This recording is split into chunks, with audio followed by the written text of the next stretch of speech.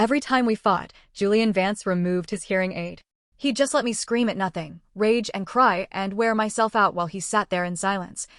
Untouchable. Every single time, I'd fall apart. But this time, I just stood there. Because I remembered something. He never did this to Audrey Mercer. Once, he'd made her furious. She slapped him so hard his hearing aid flew off and shattered on the floor. And what did Julian do? He dropped to his knees, scrambling for the pieces, and begged, "Audrey, please don't be mad. Don't shut me out." He wasn't angry. He was terrified. Without his hearing aid, he couldn't hear the emotion in her voice. He couldn't catch her answer if she gave one. So the second it was replaced, he went straight to her, just so she could repeat every word she'd screamed at him that day. He wanted to hear all of it. 7 years of something I couldn't name rose in my chest all at once. I looked at Julian and it hit me, I'd never really been part of his world. The moment I went quiet, Julian slipped his hearing aid back in like nothing had happened. Got it all out of your system? Go start dinner, make barbecue ribs. Audrey's coming over and they're her. My voice came out barely above a whisper. Julian, I want a divorce. He went still. His hand drifted up to his ear. What? Say that again. His phone buzzed at the same moment, cutting me off. He glanced at the screen, and his mouth tugged into a half smile. Audrey just texted. I've got to go pick her up. He was already heading for the door. Don't forget dinner. And no onions. Audrey can't stand them. Then he was gone. 7 years of marriage, and he had every last one of Audrey's preferences memorized. All I ever got was the same line, "How am I supposed to know what you want if you don't tell me?" But Audrey never had to tell him anything. One small frown, and Julian would spiral for hours trying to figure out what was wrong. I didn't make the ribs. Instead, I made a full Cajun spread, the kind of food I actually loved. Julian and Audrey both liked their food mild. I'd spent 7 years eating bland meals for their sake, and I couldn't remember the last time I'd let myself sweat from a good, spicy meal. I was plating the last dish when I heard the front door unlock. Julian walked in with his arm around Audrey, both of them loaded down with shopping bags. He held out a box of strawberry tarts from Crescent Bakery, the fancy kind. It happened to be the one thing he actually got right about me. Julian brought them every time he'd made me angry, and every time they worked. One look at that box and whatever fight I had left would dissolve. Not this time. I nodded toward the dining table and carried the last dish out. Julian's face tightened the second he saw the table. Everything on it was red. Clara, are you serious right now? You know Audrey can't handle spice. Audrey grabbed his sleeve. Julian, I can handle it. Today's about Clara. Just like that, all the fight drained out of him. He leaned in close to her, voice dropping low. Tell me if it's too much. Audrey smiled and nodded. They were practically sharing the same air. That's when I noticed it. They were both wearing hearing aids on their right ears. Same brand. Matching cartoon stickers on each one. My mind went straight to our 7th anniversary. I'd begged Julian to use matching couple profile pictures. With me little cartoon bunnies. What did he say? Right. He said it was childish. But there it was, a bunny right on his hearing aid. Not childish anymore. Not when it was for her. I ducked my head and pressed my fingers to the corners of my eyes before the tears could fall. When I looked up, I noticed a glass of water sitting beside Julian's plate. Every time he reached for something on the table, he dipped it in the water first, rinsing the spice off. Then set it on Audrey's plate like it was second nature. The sting rushed back behind my eyes. I bit down hard on my lip, holding everything in place. I sat down across from them. Out of nowhere, Julian served a spoonful of beef stew onto my plate. I froze. He had never once served me anything. The words left my mouth before I could think. I can get my own. He didn't look up. Audrey's stomach is sensitive from her post-surgery antibiotics. She can't handle this. Heavy beef stew. She's not supposed to have spicy food either, so the fact that she's trying for your sake? You should be thanking her. Something slammed shut inside my chest. 7 years. I had bet my life around the two of them for 7 years, and nobody had ever thanked me. And now I was supposed to be grateful because Audrey sat through one spicy meal? I threw my fork down on the table. If you're so particular, make it yourself. I almost never lost my temper. I could count on one hand the number of times I'd snapped like this. Audrey sprang to her feet. She must have swallowed too fast in shock. She started choking, her face going bright red. Julian was on his feet in a heartbeat, slamming both hands on the table. Audrey came here to celebrate your birthday, Clara. It's bad enough you made all this spicy food just to mess with her, and now you're throwing a tantrum? What is wrong with you? The words cut straight through me. So he didn't know it was my birthday. Audrey waved her hands, frantic, then started signing her fingers, moving so fast I couldn't follow any of it. Julian signed back without missing a beat. I stood there like part of the furniture, shut out of a conversation happening right in front of me. I lost track of how long they went back and forth before Julian finally turned to me, voice raised. You're the one acting hurt? Fine. I'm taking Audrey out. He grabbed Audrey's hand and walked out before I could say a word. I watched them disappear through the door, and every tear I'd been choking back came loose at once. I sat back down and started eating. Forkful after forkful, I shoved the Cajun food into my mouth until the burn made me gag. I threw up and kept going. I used to love this food more than anything. I couldn't understand how something that once made me happy now tasted like punishment. By the time I finished the last bite, my lips were swollen raw. I dragged the back of my hand across my eyes. I pulled the debit card out of my pocket, with 7 years of my savings on it. 7 years ago, Julian could have had surgery. He'd thrown himself in front of me during an accident, and in the chaos, the tiny bones in his ear were crushed. After that, surgery was off the table for good. I'd carried that guilt every day since. Without me, he'd have had his hearing back years ago. I owed him, and I spent 3 months at his bedside, barely sleeping, barely eating, doing everything for him. Then I married him. And for 7 years, I'd been more caretaker than wife. A dull ache pulsed through my lower leg. That injury was a year old now. It happened the day Audrey shattered Julian's hearing aid, and without it, he'd walked straight into traffic. I was the one who pulled him out of the way. My lower leg shattered on impact. And I still walked with a limp. I'd paid my debt. Whatever I owed Julian, I'd paid it in full. This money was mine now. I unlocked my phone and booked a physical therapy appointment back home for next week. While I was at it, I bought a flight home for tomorrow.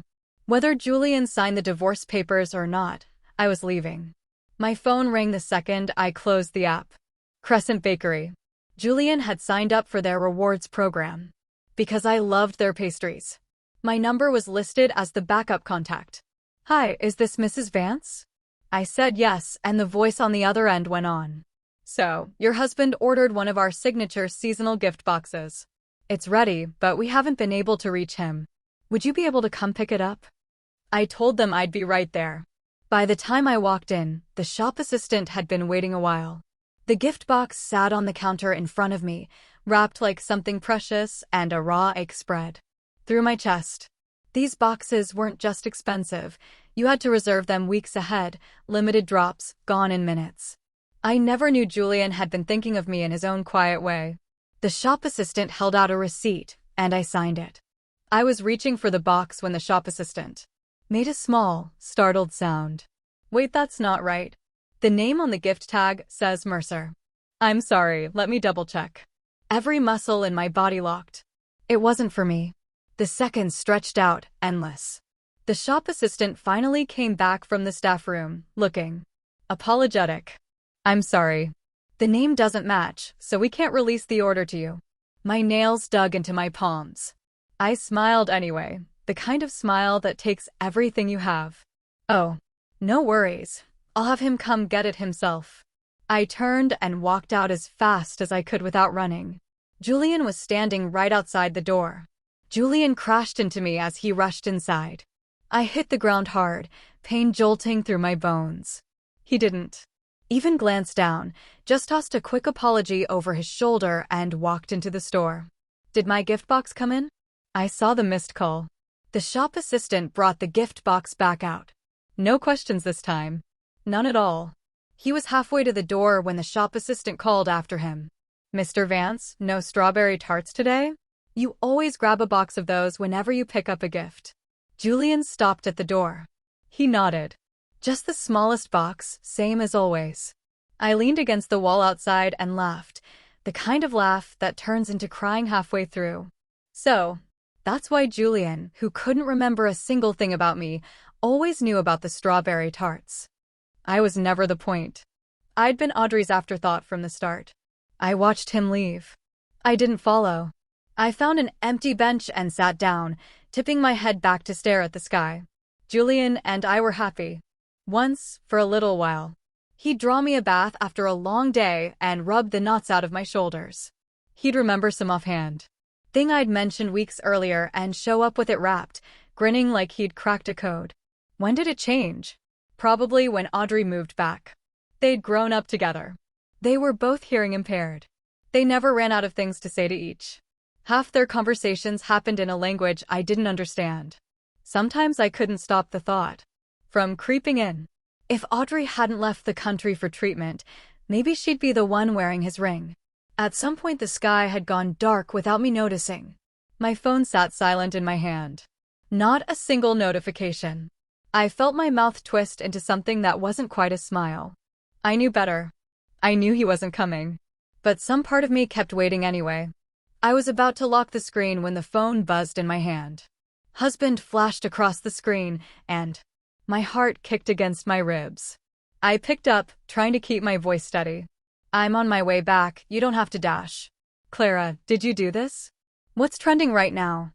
I went cold. What are you talking about? Julian scoffed. Drop the act. You make me sick. I pulled up the app with shaking hands. Cancel Audrey Mercer, the design world's new outcast. It was the #1 trending topic. I tapped on it. The first photo was Audrey and Julian at a restaurant, sitting close, laughing together, completely at ease. From certain angles, it looked like they were kissing.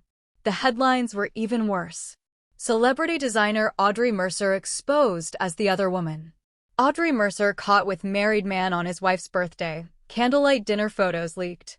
It wasn't me, I said, the words spilling out. Audrey's voice came through the speaker, thin and wounded. Clara, I know you don't like me, but you can't destroy my career over it. Nobody else knew about tonight, just you, me, and Julian. If it wasn't you, then would I leaked my own photos? Why would I do that to myself? My throat locked up. I opened my mouth and nothing came. No defense, no explanation, nothing. No matter what I said, I was the obvious suspect. I heard Julian take the phone from Audrey. His voice was the last thing I heard before the line went dead. Audrey, don't worry. I'll fix this. I didn't know what strings he pulled. But within the hour, the posts about Audrey were disappearing from the trending list in real time. I was still staring at my phone when a message came in from a friend. Clara, why did you put that out there? We swore we'd never tell anyone. My whole body went cold. I swiped out of Audrey's thread, fingers shaking. I scrolled to the very top of the trending list. The moment I saw what was sitting at #1, my legs nearly gave out. Gang assault survivor breaks silence. Full account of what happened 7 years ago.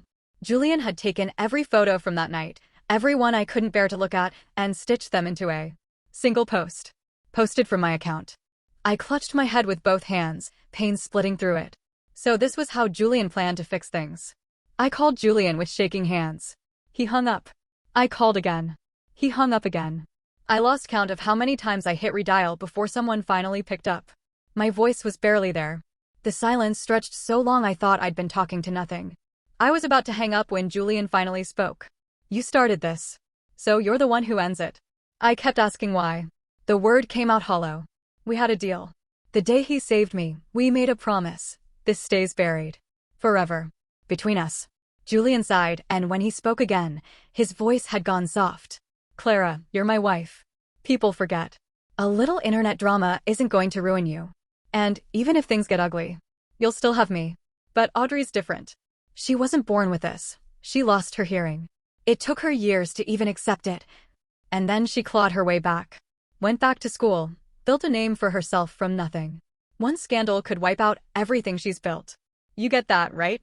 The word ripped out of me. I don't get it. He had a whole speech about everything Audrey had suffered.